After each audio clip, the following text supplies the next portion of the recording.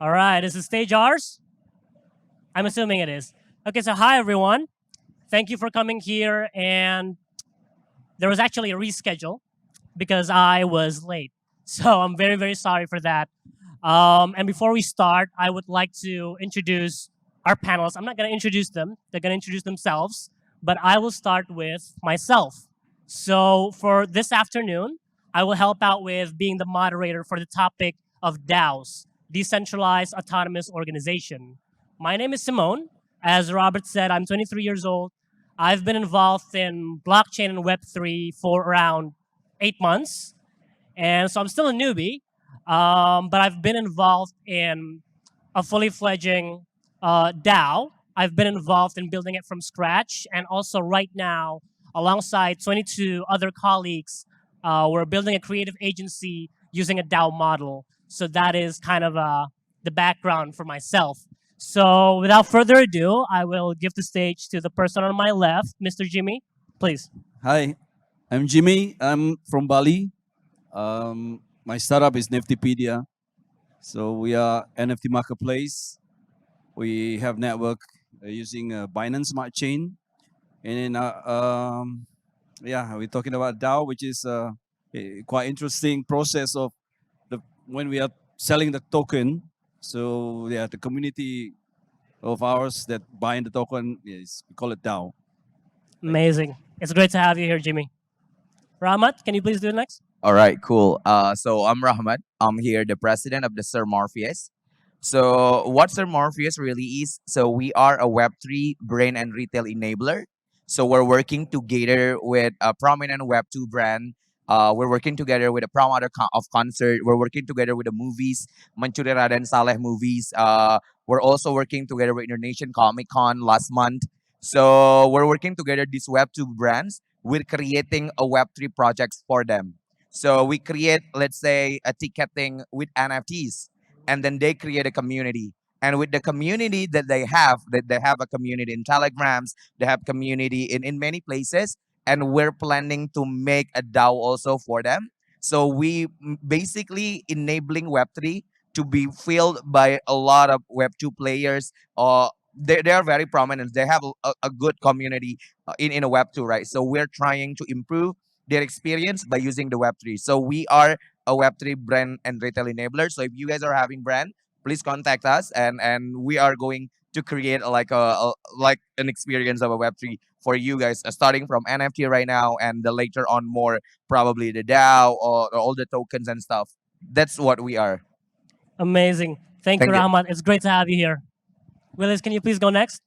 Hi, Willis here. I'm with Rahmat from Sermovius. Maybe I just add a little bit on what we are doing in Sermovius. So, like Rahmat have mentioned, we have been working with Web2 brands, from fashion designers, from football club, from the latest box office Indonesian film, Indonesia Mencuri Raden Saleh. We also recently worked with Indonesia Comic Con with 25,000 visitors, and our vision is to be the no-code platform. So anybody, brand, retailers, or creators can create Web3 products, be it NFT, be it any game token or whatsoever. Come to us, we're going to help you. And it's just the beginning. We're going to help you from the beginning until the product's launched, and even we will help you manage the community. Thank you. Thank you. Mista, last but not least. Yes, thank you. Good afternoon, everyone. Hi, my name is Mita. I am the head of Thalaseum Development Project. My project is Thalaseum, is a green project launcher platform powered by non-fungible token, and we connecting the real business to. We connecting the real business to blockchain ecosystem, and we aim to create a prudent and transparent green project through the creation of specialized green marketplace. Thank you. All right. Thank you, everyone. So, just so you guys don't forget our names, Simone, Jimmy, Rahmat, Willis, and Mita. So, the topic for our session is about DAOs. And we're assuming that probably most of us here are not actually involved in Web3 or blockchain, or at least the majority of us aren't actually involved. Now, when we hear about blockchain or Web3, usually the common ear or the common brain would say NFTs and cryptos. Well, it's not exactly wrong, right? But it's not just that.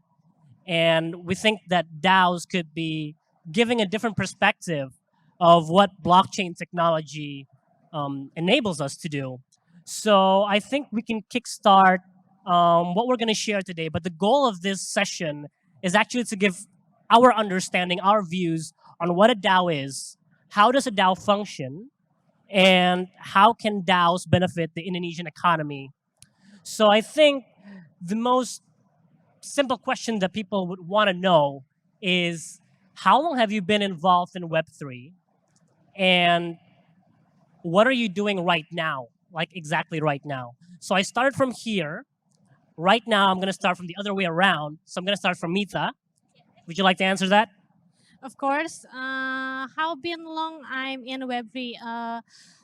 I'm actually heard about Web3 is like 4 years ago in 2018. I heard about it, I learned about it, and I see the potential in it. I'm talking with my friend, and my friend introduced me to the community, and then we're talking about crypto, about blockchain, about Web3, and we're talking about what the potential, what that we can get in Web3.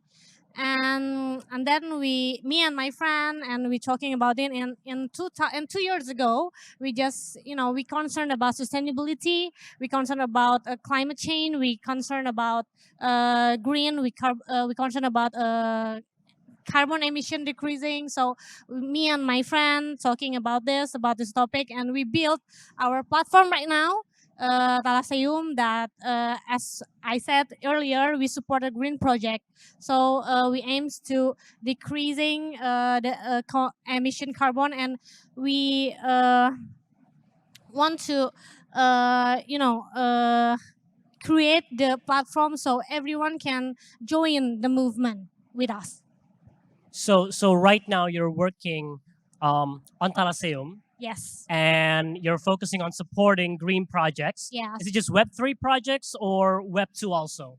It's at the green project that we have is a real business green project. So we connecting the real business into blockchain ecosystem. So if there are businesses, real businesses, conventional green businesses that we want to shift their business to green, or they want to create the business green in the first place, we can come to us, and we can and they can launch their project in our platform, and we can and then we create an NFT, and we sell the NFT, and we have the fund after reselling the sell, the value of the sale can we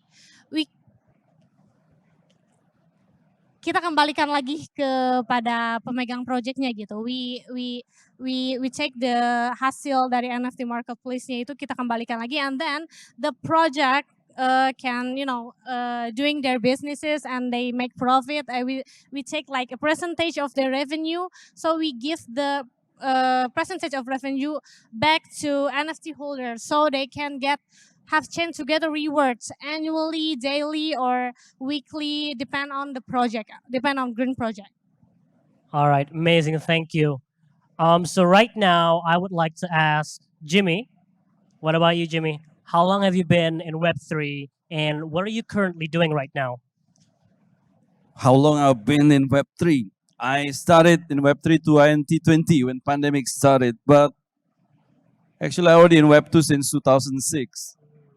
Yeah, Web3 really, how to say, for me, it's a game changing. And after Web2, Web3, where I created, my NFT marketplace, and also created my NFT game Play to Earn, and also I created my centralized exchange. Yeah, it's a interesting, challenging, and also like makes my brain like never stop dealing with the team, developers, where the developers first they don't understand about blockchain Web3, and we have to give some knowledge, support, and then now they are become like one of the expert, and then suddenly the developers become a very good asset for for the company, especially that work in Web3. And this is the future, which in Web2, I give you a small example. For example, you enter some application, you need to your username and password. Well, in Web3, it's very simple. You just connect, let's say, wallet, peer to peer. You have your wallet, and then you just connect, and then you just suddenly enter the platform. As simple as that. This is one small example that Web3 is really cutting, the process. And I'm, like thrilled with this new things about that. And as you see that now, the changes, let's say Facebook, when we see Facebook, when you have to enter Facebook, you have to register with a username, and then you have to enter password. And then when you see the new social media, which I read in the article recently that Mark Zuckerberg, like, he regretted to underestimate, let's say, TikTok. Yeah, TikTok is like the transition into this Web3, because when you download TikTok and then you suddenly open, you can see already the inside. You don't have to, register with the username or password. This is amazing. That's why TikTok somehow win the game at this moment. And I'm sure that Mark a bit late about this, but yeah, he has the money, so he has to do something significant to race with TikTok. Well, I think that's from me. All right, thank you. So if I can summarize, you've been in blockchain since 2020, and I can say that you've been exposed to a lot of different things. So, for example, you said that you have built your own centralized exchange, which is exchanges, and also you've been involved in NFTs and GameFis. You've worked with developers, so you've had this very broad experience. And based on what you said just now, is it correct if I summarize that, in your opinion, blockchain will enable people to cut unnecessary bureaucracy? Is that correct? Correct. Amazing. Thank you for sharing with us, Jimmy. Thanks. So right now, I'm gonna go to Willis. Would you mind sharing with us, Willis? Yeah. Hi. I've been I've known about blockchain like maybe started on 2017 when started with the hype of Bitcoin. the cryptocurrency, but I wasn't involved at all because I wasn't into investment. But I started my interest largely last year when I saw when I learned about NFT. And since I was an art collector myself, and I used to be an artist, art making. So I really I really understand the cost that this blockchain can bring for the creators. So when I joined this year with Sermovius, I have also really support their visions to bring brand and retailers, and we really want to start from the normies first. The normies, the Web2 guy, before we really go into Web3. So what we are currently doing, I think, especially for myself, we keep educating the brands because they are they are not only that NFT or blockchain is just about making money, but for us, NFT or blockchain is all about transparency, giving provenance and then an ownership for the communities to own the brand, and then the brand also can have a deeper connections with the community. I think that's what I can share. All right, thank you. Rahmat, would you please continue? All right. So I know the blockchain and Bitcoin back in 2015 when I was in high school. So at that time, I was giving a presentations about in my economy class we're having a presentations about decentralized economy. And at the time, I was kind of edgy kids that I would like to present something different. So in 2015, I present to my class about the Bitcoin and decentralized economy system. So that's the time when I buy my Bitcoin, and then there's also the time when I understand the cryptocurrency or the decentralized finance in a sense. I really like the system at that time because it's enable inclusivity to everyone, because the banking system, I think, is not perfect, and the blockchain system is also not perfect, but it is at least are enabling a lot more people to be on board, enabling people to be connected, enabling people to have an access to finance faster. So those are the reason why I think it was very interesting to me back in 2015. After that, I'm going back to Indonesia. I didn't really get involved into the blockchain, Web3, and any other cryptocurrency projects until in 2021. I get really exposed within the rise of NFTs. When the NFT is rising, it wasn't very hard for me to relearn about the blockchain, because the idea is still the same and I believe in the cause. So based on that, I play NFTs, I understand NFTs, and I think it was about September or October last year we decided to create Sir Morpheus, and it was an idea until it's launched in January as the NFT marketplace platform or the Web3 platform that enabling more people to having an NFT to have the advantage of the Web3. So I'm always in the side of making more people having an access to the transparency and accountability, to making sure that a lot more people can have the advantage of a Web3. So I've been in Web3 since 2015, but actively as a builder, I guess it's 2021. Amazing. Thank you, Rahmat. So something that you said, I think, could be the highlight of what you just shared, is blockchain. It enables more users, and it's inclusive for people. So I would like to give it out to everyone out there, because I think there's a perception about blockchain that blockchain is a technology, which in a way is true.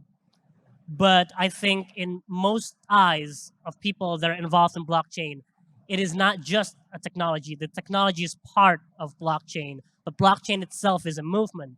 It's a mindset. Because when we have this want, because out of everything that you guys have shared, there's a want to be able to help others. There's a want to be able to include others, which is, I think, what blockchain is about. And I think that's how we can get into DAOs, because the concept of DAOs is something that could be very, very similar, or if not, very much supportive of that concept. So right now, I would like for each and every one of us to share kind of like the basic understanding from ourselves what a DAO is. And I'm gonna start. You know what? I'll go last. I want to start with Jimmy. What do you think, Jimmy? Well, DAO, decentralized autonomous organization. This is something that quite new. Maybe for me also, when I learned about it, to see that in organization there's a hierarchy, but in DAO there are no hierarchy. There are no leader, CEO, whatsoever. It's about society that can do the other thing, voting based on, like, for example, in cryptocurrency, when we sell our token in the beginning, like let's say pre-sale, so we sell to the holder, and the holder, it become DAO. It become the society that, or community of of my, let's say, my project. And yeah, for people who are holding lots of token, I mean, a majority, then somehow they have this the right of voting, of some kind of, consensus whatsoever in a organization. I think like that is the very simple idea about talking about DAO. So, is there any way right now that you or Neftipedia is actually involved or maybe planning to be involved in DAOs? We already did. Mm. In the beginning of creating the project Neftipedia, we sell first our native token. So Neftipedia, we have also the token Neftipedia. We did also the process of like private sale, pre-sale, and then ICO. And after that, we put the token into the decentralized exchange, where we had some liquidity there, and so all the token holder they can do the trading in a decentralized exchange. But for me, I have my own strategy. Of course, some developer they have also their own strategy where they want to keep their value of token stable and climbing high. But for me, I'm more concerned into the project itself, because my token, we have the utility, which is no, my project is the marketplace NFT. So I focus 90% into my project, and I'm happy that at the moment now, I mean, my application is already almost stable.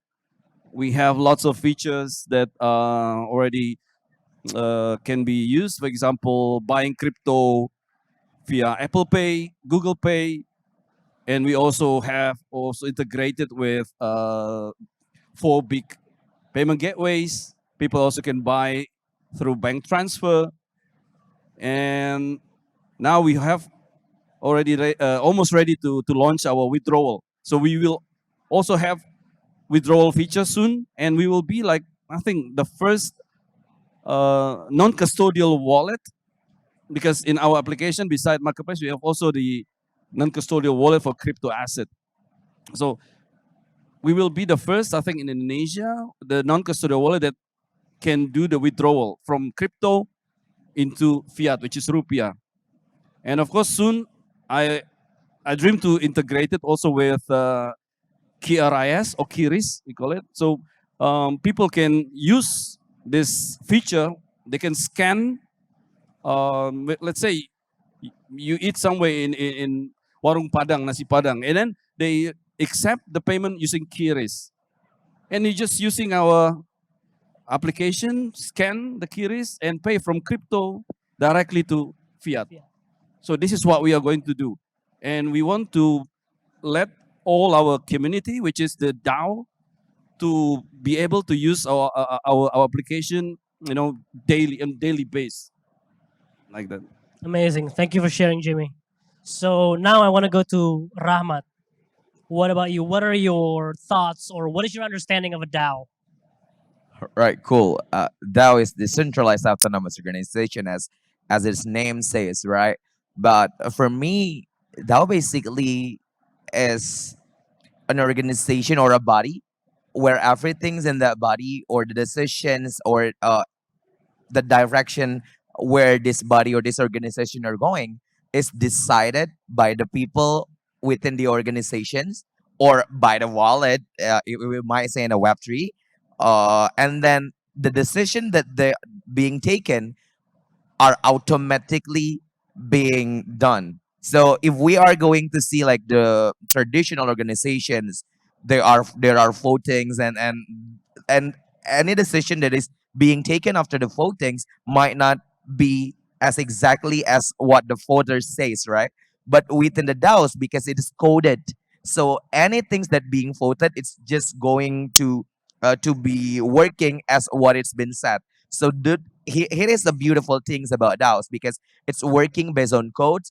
It is working at direct at I think it's working at the real time, and it's also making sure that every process is transparent and also accountable. So those are the definitions of DAO that I think really is, and enabling the technology or workings are there. I mean, the DAO process has been everywhere, right? The cooperasi in Indonesia, if we know the system, the organization where we're doing the democracy, and all that is actually the organization that is decentralized. But what's making it autonomous is the ideas of technology behind it that's making sure every decision being taken is now going to be implemented right after and also in the same as it coded. So Amazing. that's why the definition is about DAO. Thank you. I think that explanation is very, very understandable. Thank you so much. So, Willis, what about you? What are your thoughts? I think I just want to add on from all those gentlemen here that have elaborated quite nice about DAO, but I think in my definitions, DAO is the future. DAO is about participations, an equal chance for everyone to have a right or to have a say in any causes that they are believing. And I really foresee that one day, we have like almost 5 million UMKM, like small medium enterprise in Indonesia, and we know that this UMKM really need funding, really needs funding, right? And I foresee that with DAO, all these small medium enterprise can have the equal chance from the public like us to participate, to maybe to help them build their products, and we also can feel the ownership, and we can also to make sure the accountability of them making the products. And yeah, I think DAO is the future, and it's not only in the business. We already see in the sports, right? In the sports in Europe, and I hope that DAO can come. I mean, it will happen soon in Indonesia. So, the main keyword and the main takeaway would be participation. Amazing. Thank you, Willis. Misa, would you like to add anything? Yes, I think everyone say that DAO. If we heard about DAO, we actually heard about the vote. But I think DAO itself is mechanism, and it's just not about the vote, because DAO, I think it's mutual cooperation from our community to if we have some project in blockchain in Web3, we have the project, we build the project. It's just not about the creator, the developer, the idea generator. We build it with community. So I think DAO is right what Miss Willie said. It about participation, about everyone in the project is it's concerned about the future, about the project, so we can, and every aspect of that project can have same fair vote, same fair, we can know about what a community think, what everyone think, if there are some changes, some a future project, or maybe some everything regulation in the project. It's just not about the voting, but the mechanism is really nice. And DAO, it's blockchain, it decentralized, and I think DAO is the future from us, and we have to application the DAO in our project, also in my project also. So it would be about, so DAO is basically supporting or empowering equality, equity, and cooperation within the team members or within Yes. the owners. Amazing. Okay, so a little bit of heads up. We have a couple of minutes left, and I think we can utilize those last couple of minutes for a question that I think best suits this Trade Expo Indonesia 2022. How will DAOs impact the Indonesian economy? And for that, I think each and every of us can give, I think, 1 minute to 90 seconds of very quick answers, if that's fine. All right. So I want to start with Rahmat. What about you, Rahmat? All right. So the ideas of DAOs is making sure that the people are able to actually having a vote, and then the decisions taking to the vote and taking right after, right. So thinking about it, Indonesian is a very very communal community, which we are created lots of organizations, and those organizations we might create things that or create business that we're people that we don't know, we don't know, and we would like to make it safe, right? Because the DAO enable every people to actually, I don't know you, but if I believe in the code in the DAO, then I can work with you. That's not necessarily that I have to know you, but as long as I believe in the codes and I believe in the system, then we can work together. Because I know if I know the system, it's safe for me to get into the system. So as an economy, not only in Indonesia but all over the world, it's enabling a lot more collaboration to be done, as long as you know the code are working, as long as you know you understand what is being written, even if you don't know who the person that you're working with. That's what been happening in the Web3, right? I'm working with people all over the world. I don't know who they are, but I know that my money is safe because it's there. Let's say I'm buying NFT from this person. I just need to send the money to the smart contracts, and I get the NFT after I get the money. So the DAO will enable a lot of collaborations, even if you don't know with the person that you're working with. But there is a there is a challenge. I know it might sound contradictory with what I've just said, that the Web3 enable in more inclusivity, right? Yes, it's technically and philosophically it's bring more people in. It should. But the problem is that the coding is not something easy to write. Even if it is actually something like you read the laws that's written in a human language, English or Indonesia, it's still hard for normal people to read that, and especially this one in a code. And I think it takes longer time to do that, to make sure that people understand everything the rest between the code. And this is also becoming the reason why there is a lot of fraud in Web3 world. But it is just about the time when people already understand everything about the code. When it is getting easier, more collaboration can happen. There are more things can also be done in terms of economy. There are more things could just become a reality when the DAO is actually being implemented. That's what I think about it. Amazing. I think that's very well said. So does anyone here would like to add anything to what Rahmat said? You know, your thoughts on how DAOs will impact Indonesian economy, because we're running out of time. But I do have some things that I want to say. So if anyone wants to say something, Willis. Yeah, I think I would like to add on. So yeah, I think what can DAO help with our Indonesian economy is just look at the all the businesses here, and we you know that import and export businesses is very important for our Indonesian economy. Can you imagine that all the small medium enterprise are being funded by the mass? Because currently we know that the funding are only goes to the top 1 or the top 2%. And how about all these small enterprise? How will they get the chances? And I believe that with DAO and with the very well systematic and structured rules, of course, because DAO is all about rules, right? And I definitely want to see all these SMEs can go globally with the products. And yeah, I think DAOs can help the Indonesian economy in the future. All right, amazing. So unfortunately, we've already run out of time, but I do want to share something very quickly. I think it'll only take about 15 to 20 seconds. So how DAOs can impact the Indonesian economy. People like myself, I would say they're quite young. Right now, I'm involved in building a creative agency with 23 people, and we're already able to rent out a house for people to live in, for our team members, by using a DAO model, because it enables participation and cooperation. So I think that's how it can impact the Indonesian economy, is by bringing in more opportunities for young people. It brings more opportunities for everyone. So I think that can sum up what we've been sharing here on stage.